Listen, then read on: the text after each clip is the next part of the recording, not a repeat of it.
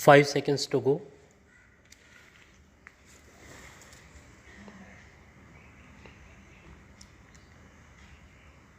Start.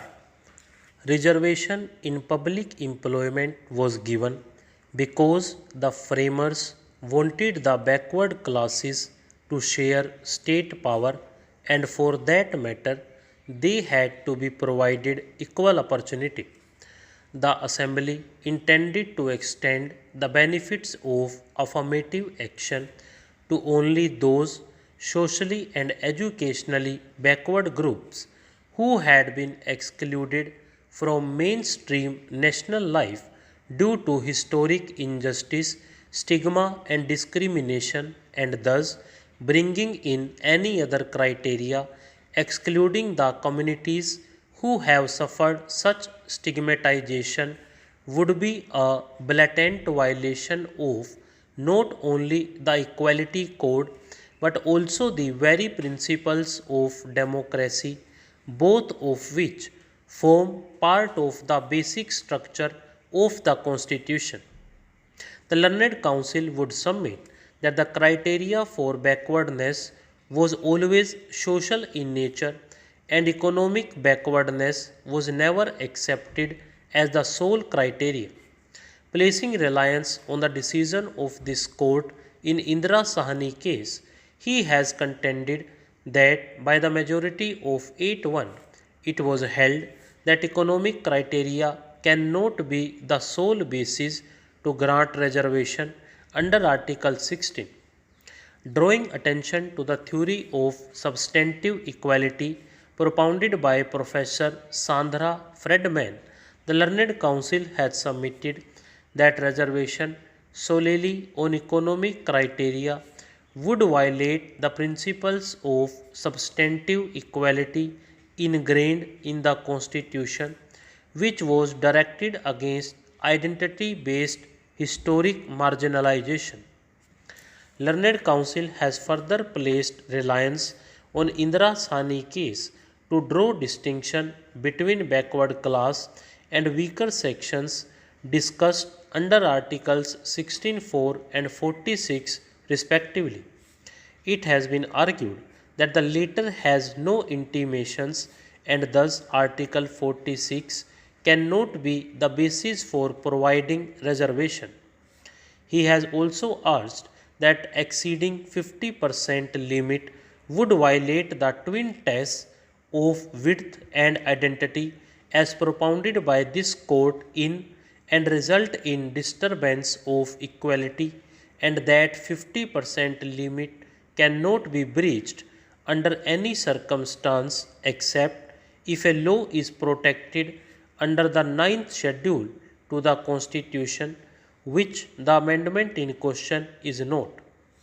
He supported his argument citing Indira Sahni case, wherein it was held that reservation under Article 16.4 should not exceed 50%.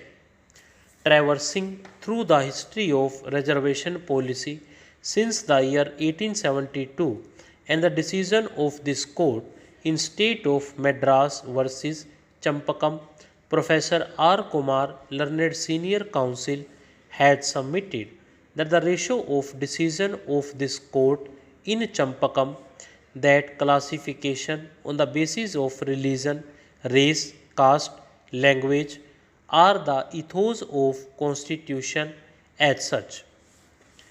Elucidating further on formal and substantive equality, the Learned Council has submitted that despite ensuring equal opportunity to all, it was still felt necessary to prohibit discrimination, specifically on the grounds of religion, race, caste, sex, place of birth, so as to hold all inequality and create a more egalitarian society protecting the interests of every individual through Articles 15, 16, 17, 23, 24, and 35.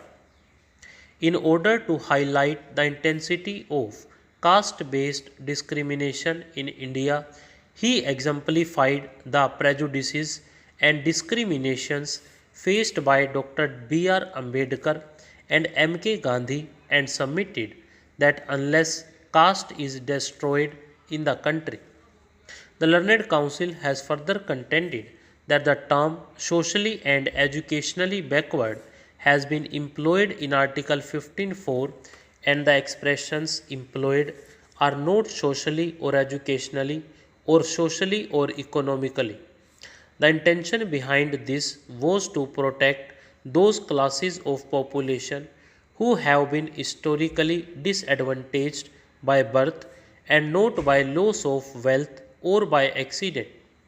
Further, the substantive equality enshrined through Articles 15 and 16 not only makes the provisions to bridge the gap, but it also provides the means by which this gap can be bridged. Likewise, under Article 340, the first Backward Classes Commission laid down 22 parameters for the identification of a backward class. The amendment in question does not have any such machinery employed within its ambit for the identification of population who would fall under the EWS category. Relying upon the census report, he had submitted that the population who would fall under the EWS would be around 5% and providing 10% of reservation for such a small population, more so to the forward class, is manifestly arbitrary and fraud on the Constitution. Further, this positive discrimination is taking away the rights from rest of the population. The Learned Council has further argued that as per the grounds of discrimination in Article 15, the Constitution has provided a bridge for all the grounds, but there economic deprivation is not mentioned, which clarifies that it was not considered as a basis for discrimination.